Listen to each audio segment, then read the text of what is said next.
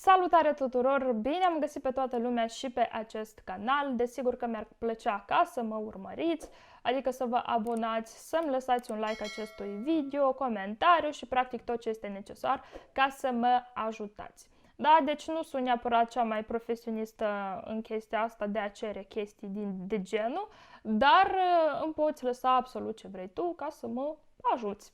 Așa că noi astăzi vom continua să cercetăm această lume, să cercetăm de ce oamenii sunt diferiți, da, practic acesta și este scopul acestor video care apar pe canalul meu, de a cerceta și mai mult această lume și să înțelegem diferențele dintre noi. Iar astăzi vom discuta practic despre evoluția sufletului și desigur că sensul reîncarnărilor după exemplu castelor. De ce este necesară reîncarnarea, să zic așa?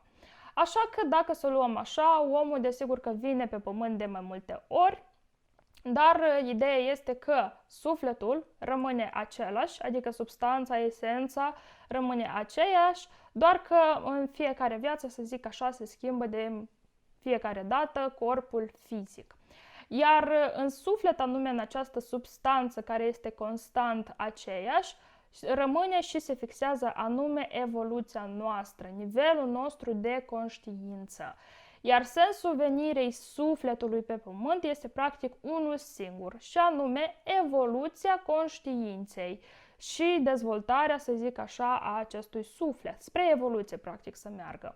Iar dacă mai concret, atunci practic lucru asupra calităților concrete pe care le are sufletul, adică în fiecare viață sufletul vrea să lucreze asupra a ceva concret toată vremea, adică în fiecare reîncarnare persoana în mod insistent trebuie să se dezvolte și mai mult decât reîncarnarea, să zic așa, anterioară. Să treacă desigur că peste lecțiile ce îi vin în cale, spre tot felul de obstacole, de exemplu, dificultăți, dar este foarte important nu doar ca să treci peste aceste lecții, dar și să conștientizezi aceste momente, primind toată vremea cunoștințe, noi informații, de fiecare dată când tu treci spre anumite momente mai grele, de exemplu, și pe lângă toate să mai treci peste aceste obstacole împreună cu cei dragi. Dar și lucru toată vremea asupra calității omului, pe care de altfel tu o poți face anume prin oameni. Tu prin oameni și poți deveni varianta ta mai bună. Iar fiecare om, fiecare persoană pe care tu o întâlnești în viața ta nu este așa pur și simplu, nu este o coincidență și chestii din astea, ci fiecare persoană reprezintă un profesor pentru tine. Câteodată mentor, dacă să o luăm ceva mai sus. Dar, practic, fiecare persoană vine în viața ta ca ție să-ți ofere o anumită lecție. Iar dacă să mă bazez anume pe cunoștințele magice vechi, există de altfel 4 caste de oameni. Adică, practic, toată lumea de pe planeta aceasta se încadrează în 4 grupuri destul de mari. Iar dacă să o luăm așa, cu fiecare reîncarnare, da? Deci uite, ăsta și este sensul reîncarnărilor, că cu fiecare reîncarnare, de fiecare dată când persoana își trece lecțiile în această viață și vine în următoarea viață, ea poate să evolueze, adică să se reîncarneze cu o castă mai sus decât a fost în viața anterioară. Adică dacă tu, de exemplu, în viața anterioară tu ai făcut, adică erai în casta 1, uite, în următoarea reîncarnare liber tu ai putea să treci în casta 2 și tot așa. Iar la vârsta de 25 de ani, de altfel și se finalizează procesul când sufletul intră complet, să zic așa, în corpul fizic.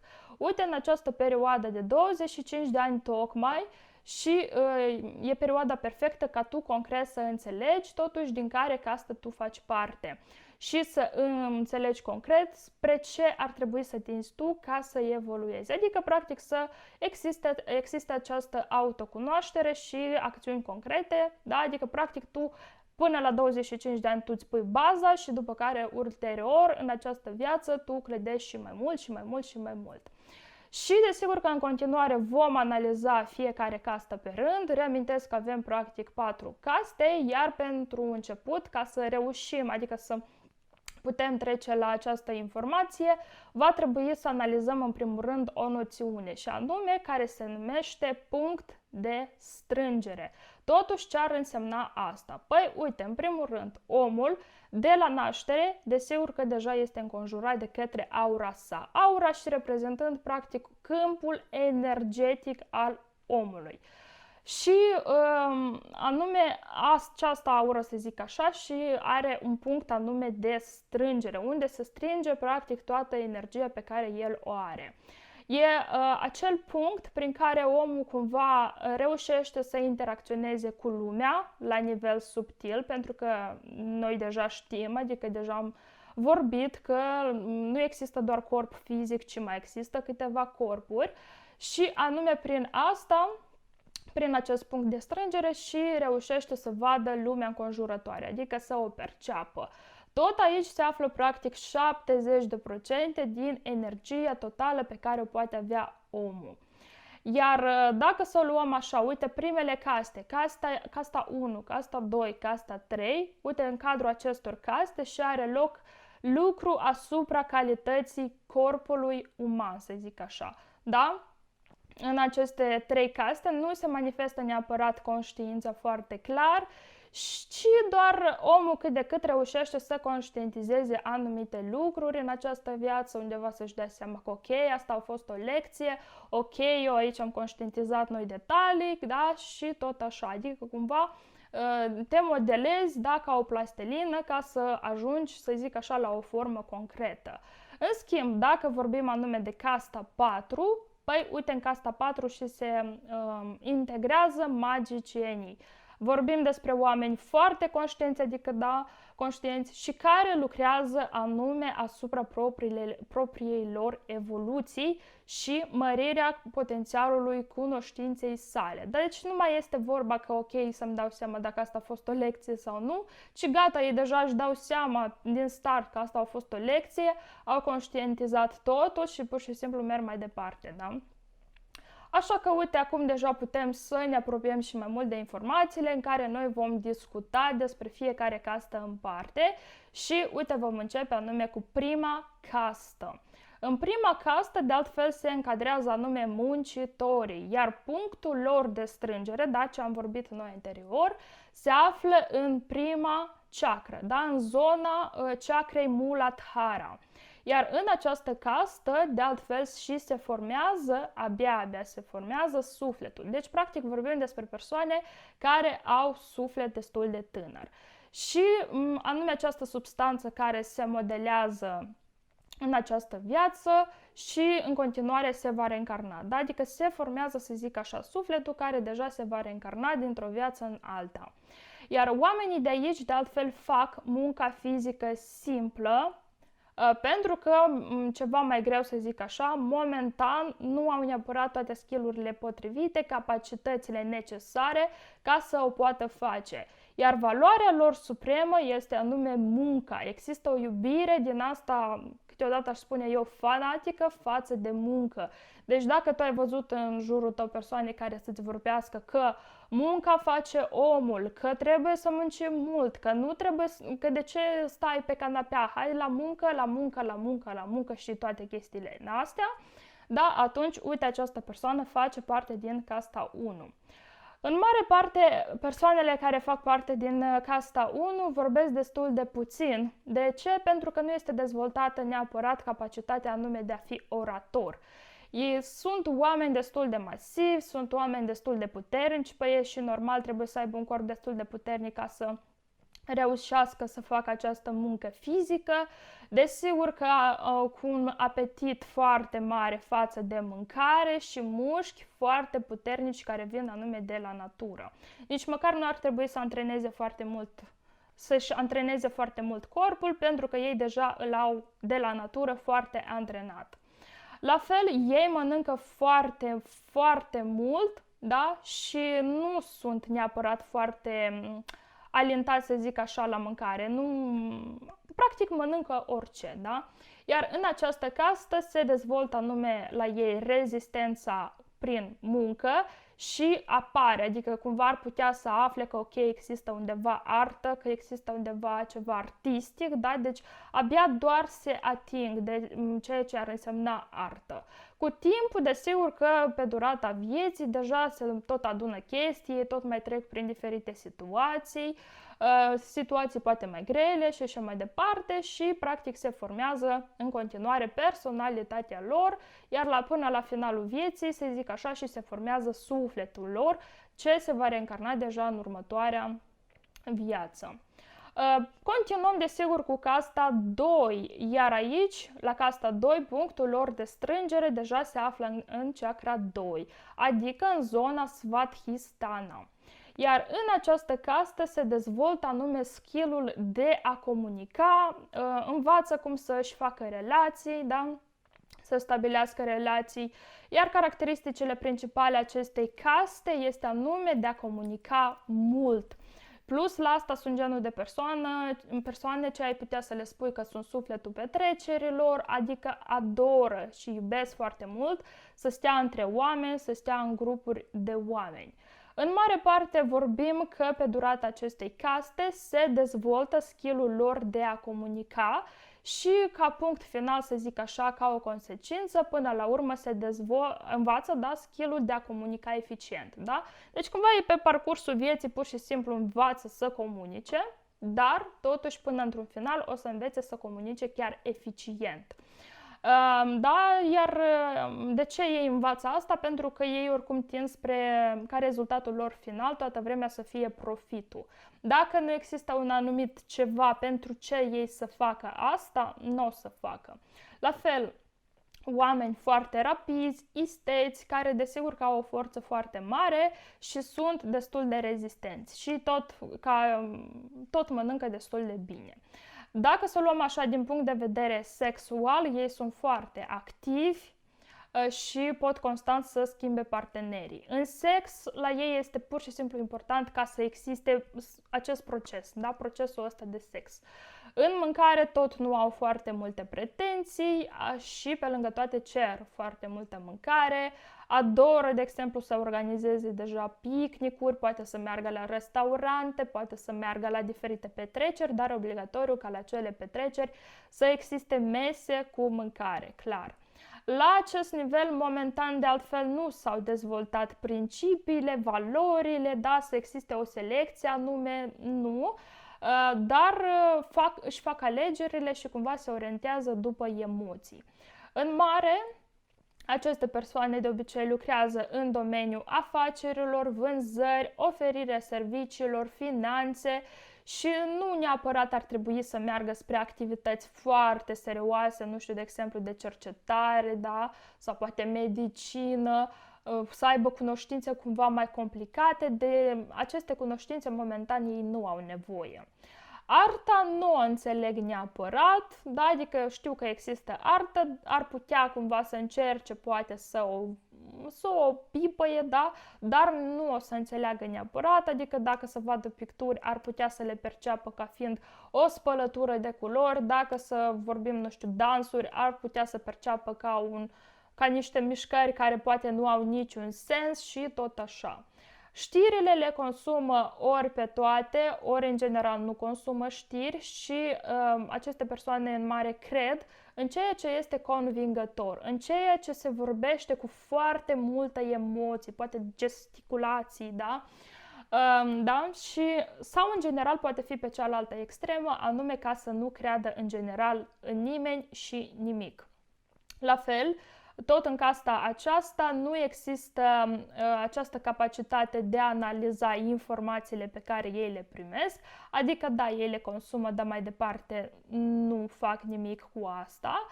Tind în viața anume ca să primească mulți bani și practic să aibă o viață frumoasă. În familia acestor persoane pot fi foarte și foarte mulți copii. Vorbim despre familii destul de numeroase și practic tot ce fac ei în această viață, aceste persoane le fac anume pentru copii. E important ca copiii să fie bine și nu mai contează că poate există și personalitatea lor, propriile lor necesități și așa mai departe. Copiii cel mai des și reprezintă scopul acestor persoane. Practic este sensul în această viață. Valorile supreme pentru casta 2 ar fi familia, neamurile, care ar trebui să fie destul de multe și practic vorbim că egregorul familiei este foarte și foarte puternic. Da?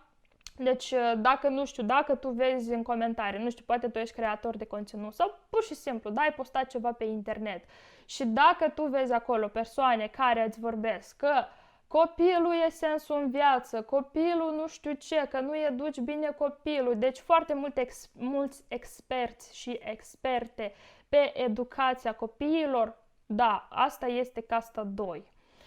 La fel, foarte des se întâlnesc cu neamurile aceste persoane și simt această obligație ca toată vremea să fie între neamuri. Anume, toată vremea să organizeze mese mari de sărbătoare cu multă mâncare. La fel, aceste persoane apreciază foarte mult relațiile lor cu neamurile și desigur că tind ca să le aibă foarte strânse și cumva ei percep lumea anume prin neam. Dacă tu, de exemplu, faci parte din neamul meu, atunci e bine, atunci eu deja am un respect, o admirație față de tine. Dacă, nu știu, ești ceva mai străin, adică nu faci parte din neamul meu, dar poate dacă mă simt puțin mai confortabil cu tine, ok, dar totuși dacă vorbim de o persoană străină, o să se apropie de acea persoană străină doar dacă va fi utilă, doar dacă îi va acoperi o anumită necesitate. În rest, dacă nu ești familia mea, nu ești neamul meu și așa mai departe, atunci ar putea să fie destul de sceptici. La fel, personalitatea pe care totuși ar putea să o aibă o altă persoană, nu știu, dacă să cunoască alte persoane mai străine, poate să încerce să îi cerceteze, să îi studieze, nu. Asta absolut deloc nu contează, ci contează dacă tu le-ai oferit un profit, da, le-ai acoperit o necesitate sau dacă faci parte din neamul lor, atunci da. Continuăm cu casta 3, iar punctul de strângere aici este anume în zona Manipurei, adică vorbim deja de chakra 3. Iar aceste persoane, practic, sunt orientate ca să-și găsească loc în societate. Sunt orientați în mare spre societate. La fel, adoră sportul, adoră să se antreneze, antrenamentele, da? Și toată vremea ei, practic, își trăiesc viața de parcă se pregătesc constant de o luptă anume și cel mai important și haosul total ar fi pentru ei dacă, nu știu, tu le pui o întrebare lor și ei nu știu răspunsul. Gata, este panică, este isterie, de aceea și ei toată vremea vor să fie pregătiți pentru orice, da? Pentru parcă ar fi o luptă. La fel se deosebesc de către celelalte caste prin voința lor și anume prin voință și ei își vor reuși ca să-și mărească calitatea, să zic așa, a vieții și desigur ca să lupte cu fricile, da, cu traumele pe care ei le au. Dacă casta 1 și casta 2 nu ar putea să simtă această necesitate ca să lucreze asupra propriilor personalități, uite, la casta 3 deja se începe această autoanaliză, această dorință de a se cunoaște și poate chiar să-și lecuiască anumite momente. În viață, de altfel, sunt foarte precauți, dar, per general, ei percep pe celelalte persoane ca fiind dușmani. Și în majoritatea cazurilor destul de greu ar putea să ofere, nu știu, o șansă a celelalte persoane că poate totuși ești ok, poate totuși ești bine, dar nu neapărat. La fel, ei învață cum să lucreze sub presiune, da? Adică adoră să lucreze sub presiune și de altfel sunt mai puțini senzuali în comparație cu casta 2, dar totuși există încă această poligamie. Dar, în comparație cu casta 2, totuși vorbim că există o selecție mai aspră, puțin mai aspră, da, de parteneri pe care ar putea să le aibă. În sex este ok dacă este, da? Adică cumva ei spre asta se orientează, că trebuie să existe un sex și așa mai departe. Și la ce se referă asta? Păi uite, dacă ei văd o anumită persoană, păi trebuie să existe în primul rând țintirea persoanei, cucerirea și practic victoria. Uite, spre asta înseamnă pentru ei sexul. La fel vorbim despre foarte multă energie, adoră mâncarea bună în acest caz și desigur ca această mâncare să aibă și multă carne. Conștiința acestei caste se dezvoltă pe calități și principii legate anume de voință, anume, cum am spus, da, calitatea vieții să-și o mărească prin voință, să ajungă la posturi neapărat de conducere, da, deci cumva să simtă o putere în această societate, să își mărească și mai mult statutul în societate. La fel, comunică doar cu oamenii care fac parte doar din aceeași castă, au același nivel de înțelegere, au aceleași interese. Nu știu, dacă vorbim de echipă de fotbal, neapărat trebuie să fie aceeași echipă pe care ei o adoră. Același nivel social, același statut, aceleași valori și așa mai departe. La fel, lucrează în domeniile unde trebuie să organizeze ceva sau să conducă. Și se ocupă foarte activ cu sportul și de altfel ei cumva pe viață toată vremea concurează. Nu doar în sport concurează, ci în viață, în orice domeniu absolut. La fel, au grijă de sănătatea lor, de exteriorul lor, cumva exteriorul pentru ei și reprezintă un factor în plus că ei totuși au prins acest succes social, da? La fel, ezoteria, de exemplu, și cunoștințele subtile pe ei ar putea să îi intereseze, doar că îi interesează la nivelul că există o posibilitate ca prin aceste științe, să zic așa, să primească avantaje în plus în fața concurenților lor. Da? În momentul în care ei luptă, dacă ei cumva dețin informații mai faine, mai, nu știu, poate profunde în comparație cu concurenții lor, gata, ei sunt mulțumiți, asta lor le ajunge. La fel, pe ei momentan nu îi interesează ezoteria, de exemplu, exact ca o știință și pur și simplu să o cunoască, ci este important pentru ei ca neapărat să fie încrezăți în această viață, da? Și plus la asta să învețe tot ce este fain, tot ce este trend, tot ce este popular, și practic spre asta o să urmeze. Da? Dacă direcția este una populară, perfect, spre asta o să meargă. Și la fel, constant ar putea să dezbată diferite subiecte cu oponenții lor, în general le place foarte mult să dezbată, dar ei când fac asta nici măcar nu încearcă ca să măcar să înțeleagă opinia concurenților, să zic așa, sau analizeze măcar să se gândească totuși ce a zis oponentul său. În niciun caz, neapărat doar opinia lor să existe și nu interesează mai mult nimic. La fel, arta, deja aici există o înțelegere mai profundă, să zic așa, a artei, doar că nu o înțelege neapărat până la capăt. Consumă tot ce înseamnă investigații, romane polițiste, arta realistă, știri, tot felul de conflicte, dezbateri, deci dacă vorbim de emisiuni cu dezbateri și așa, conflicte, atunci da, uite, ăsta și este publicul țintă pentru aceste emisiuni. Și toată vremea vor trece, să zic așa, prin viață și vor clasifica absolut tot.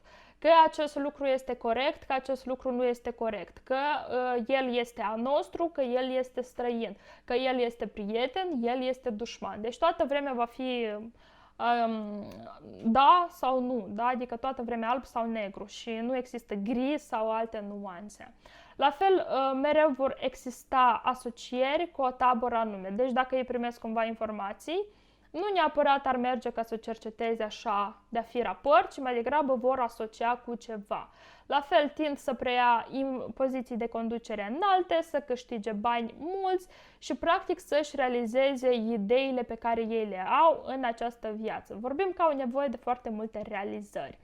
În familia castei 3 ar putea să fie mai puțini copii, da? Adică să fie destul de puțini copii și practic dacă vorbim de un copil maxim 2, atunci îi vor educa într-un stil destul de autoritar. Din acest motiv și din copilărie și ar putea să-i pună pe acești copii ca să se ocupe, de exemplu, cu sportul, ca să aibă mai multe activități în plus, nu doar școală, de exemplu, sau grădiniță, dar neapărat să mai existe încă ceva. De ce? Pentru că anume prin aceste activități și să-și dezvolte și mai mult capacitățile pe care ar putea să le aibă, skill-urile și cel mai important este ca acești copii să aducă premii în casă, neapărat. Anume copiii și premiile pe care le pot câștiga acești copii și reprezintă scopul castei 3. Victoriile și realizările copiilor, de altfel, casta 3 le percepe ca fiind propriile, da, victorii. Pe oameni, de altfel, îi cataloghează anume după realizări. Dacă ai realizări multe, atunci super, fain, te admir, te respect, vreau să vorbesc cu tine. Dacă nu ai realizări, respectiv nu. După putere, desigur, după relație, după statut, clar. Bun, continuăm cu casta 4 și la casta 4 punctul de strângere se află anume în zona anahata, adică în zona inimii. Vorbim aici deja de chakra 4. Iar aceste persoane practic se ocupă cu cercetarea lumii și îi atrag tot felul de cunoștințe, informații, anume e la nivel, nu pur și simplu am primit o informație cu un interes, ca după eu să primesc un profit din asta, ci pur și simplu există această dorință foarte sinceră de a cunoaște această lume. Iar caracteristica de bază a acestei caste este anume autosuficiența. Așa că dacă tu, de exemplu, închizi omul în casă, de exemplu, pentru 2 săptămâni, să stea în singurătatea sa și dacă la finalul acestor săptămâni această persoană nu și-a ieșit din minți, e clar că această persoană face parte anume din casta 4. Pentru ei este interesant nu doar rezultatul cunoștințelor, dar și proceselor. Adică dacă ei primesc o informație că, uite, oamenii de știință au cercetat și au ajuns la concluzia X, Y, Z și așa mai departe. În niciun caz ei nu o să consume doar asta, da? Adică doar rezultatul pe care l-au primit cercetătorii, ci mai degrabă o să ia tot același lucru și de sine stătător o să încerce să studieze acest moment, să cerceteze, să-și aducă propriile sensuri, da, explicații și pur și simplu la final să vadă, să facă o comparație dacă opinia lor și opinia oamenilor de știință au cumva legătură între ele sau dacă totuși nu. La fel apare deja la casta 4 această senzație, adică își simt energia, da, simt energia altor oameni foarte ușor, da, și practic ei percep viața, să zic așa, prin energie, că tot ce înseamnă aici, pe planeta noastră, înseamnă energie și tot așa. Rapid, clar lucru că vine înțelegerea că persoana din fața lui, de exemplu, este o persoană bună sau dacă este o persoană rea. Și în continuare, practic, începe să simtă foarte bine procesele în această viață și practic să le prevadă, ar mai putea să fie, și începe să lucreze asupra propriilor senzații pe care el le are și intervine foarte mult aici factorul energetic. Dacă să vorbim de sex, respectiv aici este foarte important contactul energetic dintre persoane, din acest motiv și are o selecție foarte aspră a partenerilor. Energia vine anume din organele digestive, dacă să o luăm așa la aceste persoane. Din acest motiv și intervine dificultatea ca ei să consume alimente grele, cum ar fi carnea. Câteodată ei ar putea doar să vadă un produs alimentar, nu știu, poate ambalajul, da, de exemplu, și direct să refuze, fără ca să-l încerce, să-l probeze, da? Adică nu vor să afle cum este totuși acel produs, pur și simplu dacă a venit această senzație, dacă nu o să-mi placă sau nu e bun sau nu mai știu eu ce, respectiv o să refuze asta. La fel, conștiința acestui nivel consumă informații și algoritmi destul de complicați și clar lucru că aceste persoane nu mereu sunt cerute în societate, nu mereu ar putea să ajungă la poziții înalte pentru că sunt persoane care cunosc prea multe și pentru sistem asta nu este convenabil, normal. La fel încearcă să comunice cu oamenii care gândesc în primul rând, care tind spre cunoștințe și care sunt gata să analizeze, să schimbe algoritmi, să schimbe comportamentul propriu-zis, practic să zic așa, să aducă o modificare în sistem. La fel muncesc acolo unde pot descoperi noi informații și în știință și în cercetare, arheologie, istorie, practic vorbim de toate ramurile care sunt foarte vechi și sacre.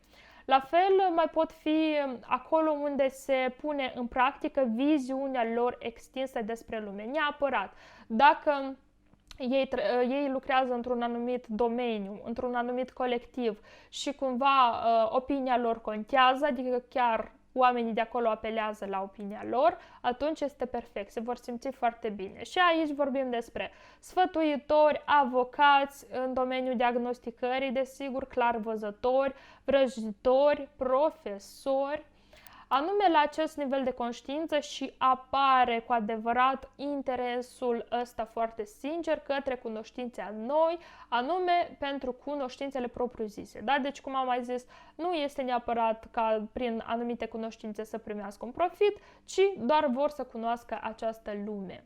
De ezoterie se interesează anume pentru cunoaștere, cercetarea acestei lumi, pentru că vor să afle toată vremea ceva nou. Din artă consumă doar ceea ce ar putea să aducă o alternativă la realitatea actuală. Adică poate SF, adică fantastică, doar că trebuie să fie ceva foarte calitativ.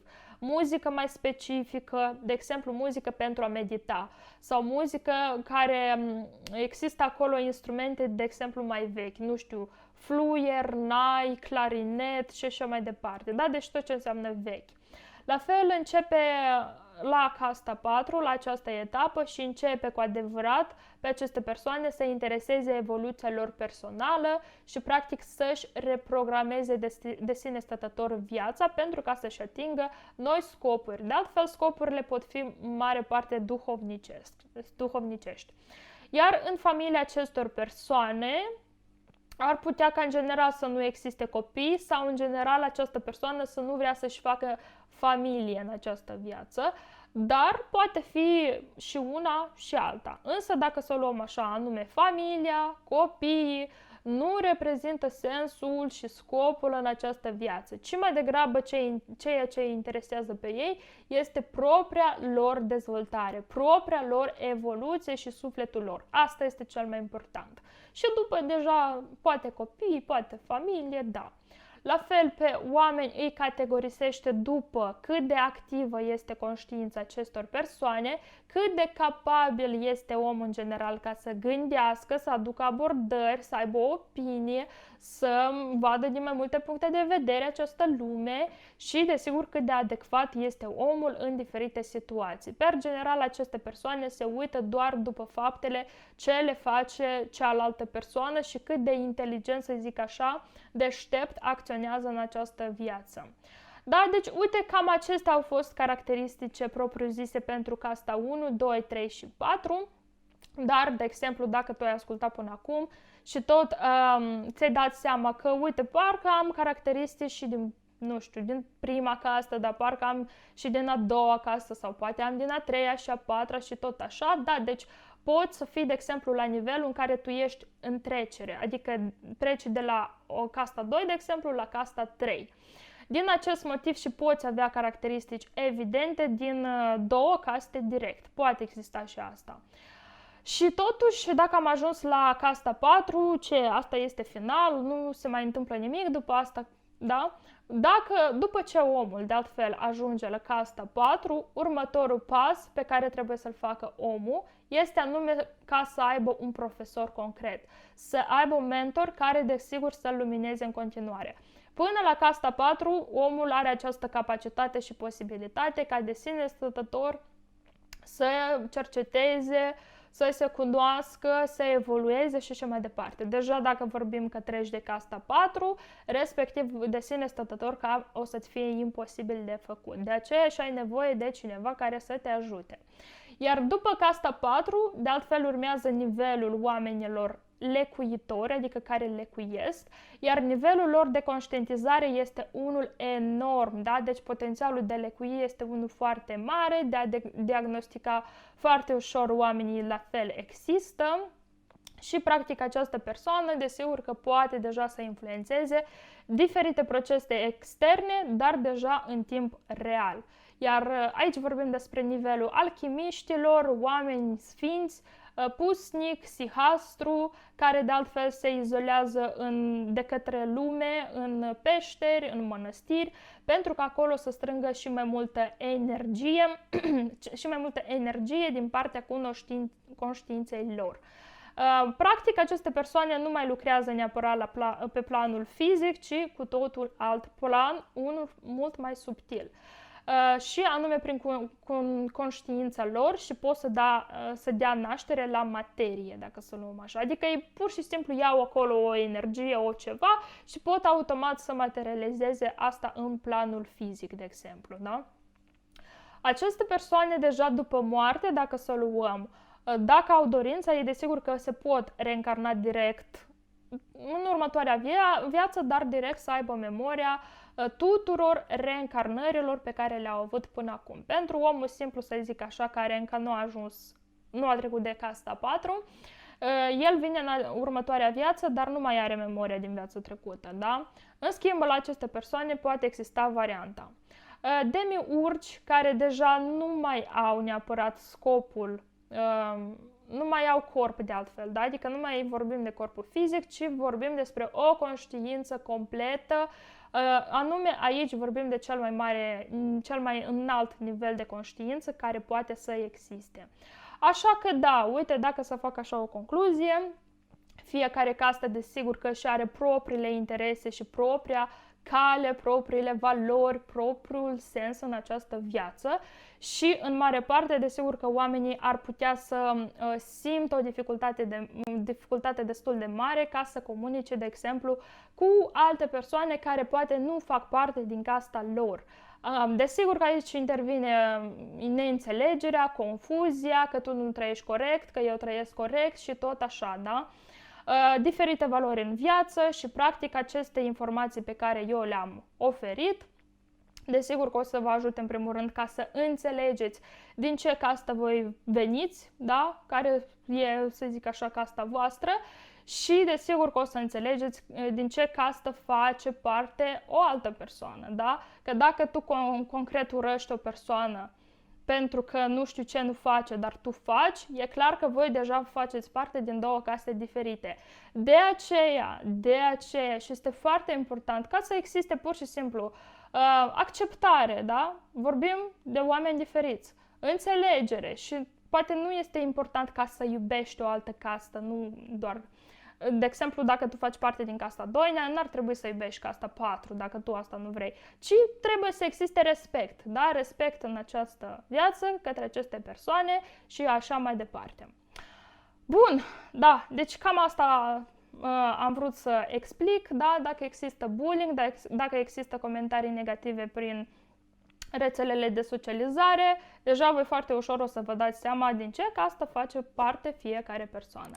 Așa că noi, asta a fost tot pentru astăzi și noi deja ne vedem data viitoare.